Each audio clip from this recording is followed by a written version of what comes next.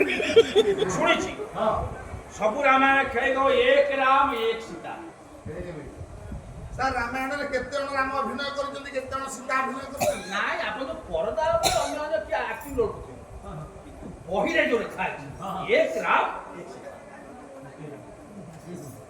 ମା ରାମାୟଣରେ କେତେ ଜଣ ରାମ କେତେ ଜଣ ସୀତା? ପତ୍ର ନେଇଲେ ଦଉଛି ସିଦ୍ଧାର୍ଥ ଟିଭିରେ ରାମାୟଣ ଆପଣ ଦେଖୁଥିବେ। ସେ ମା ଅରୁଆ ଖାଇ ବସିଥିଲେ କାହିଁ ଆଜ୍ଞା ପ୍ରତ୍ୟେକ ରାମାୟଣ ଆପଣ ଦେଖିବେ ଛୋଟା ଗୋଟେ ରାମାୟଣରେ ଭଗବାନ ସ୍ୱୟଂ ରାମ ହଉଛନ୍ତି ଜଣେ, କିନ୍ତୁ ସୀତା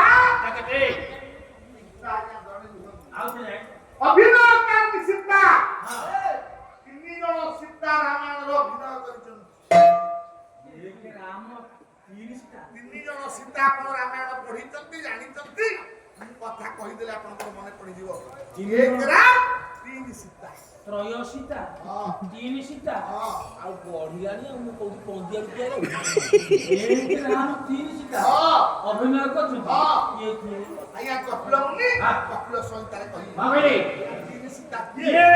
ଇରେ କାୟା ସୀତା ଛାୟା ସୀତା